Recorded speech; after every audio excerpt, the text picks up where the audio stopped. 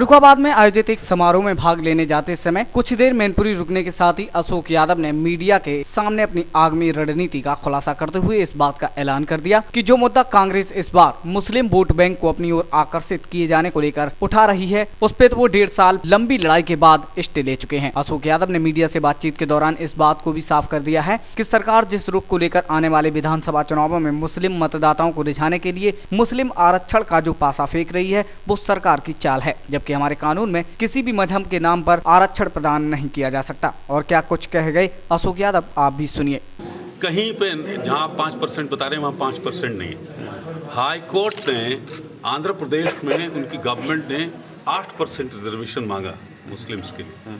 अभी जो supreme court में पेंडिंग केस है, आंध्र प्रदेश में 4% रिजर्वेशन है, लेकिन वो भी उन ओबीसीज का कैटेगरी सभी में तो लड़ा हूँ ना ये मुकदमा। मैंने कहा कि मैं इसमें 2001 में सुप्रीम कोर्ट की कॉन्स्टिट्यूशनल बेंच से स्टे लेकर आया हूँ।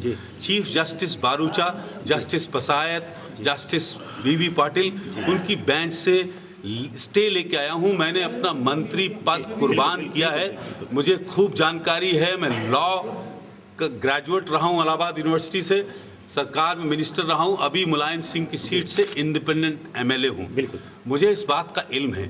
मैं कांग्रेस जो कह रही है उसका जवाब फिर देना चाहता हूँ। वो कह रही है कि हम मुसलमान को रिजर्वेशन देना चाहते हैं। वो कभी ये नहीं कह रही कि उसमें ऑलरेडी है ओबीसी, 32 जातियां हैं। आप क्यों ये ऐसे बहका रहे हो? चुनाव आ रहा है, उससे पहले तो आपने कभी कोई बात और कोई भी आरक्षण कभी कांग्रेस ने आज तक दिया नहीं है। हिंदुस्तान में पहला एक वाहिद शख्स था वीपी सिंह, शरद यादव और रामविलास पासवान, उन्होंने जरूर आरक्षण की बात करी थी। और अभी इनसे भी मैं ये कह रहा हूँ, जो बात हो नहीं सकती प्रोसीजरली।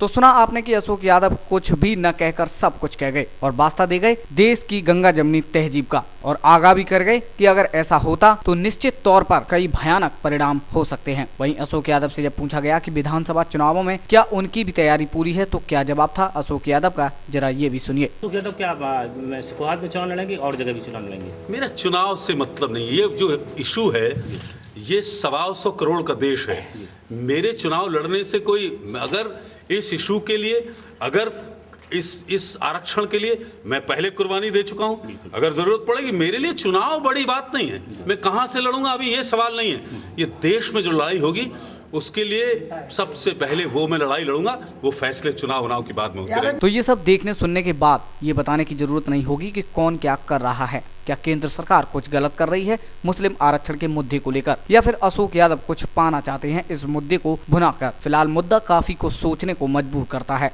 और अकेले जाति के नाम पर आरक्षण दिए जाने की बात भी किसी हद तक हजम नहीं होती, क्योंकि मुस्लिमों को तो पहले से ही आरक्षण प्राप्त है। फिर सरकार क्यों कह रही है कि आरक्षण दिया जाए? संशोधन होगा या फेर बदल करने की कोशिश करेगी सरकार, वो चाहे जो भी हो। लेकिन फिलहाल तो ये सब देखने के बाद एक बात तो साफ तौर पर नजर आने लगी है कि इस बार विधानसभा चुनाव 2012 वाकई में अपनी नई तस्वीर के साथ कुछ नया ही लेकर आएंगे। सत्यम के लिए विशाल शर्मा के साथ आशीष दीक्षित की रिपोर्ट।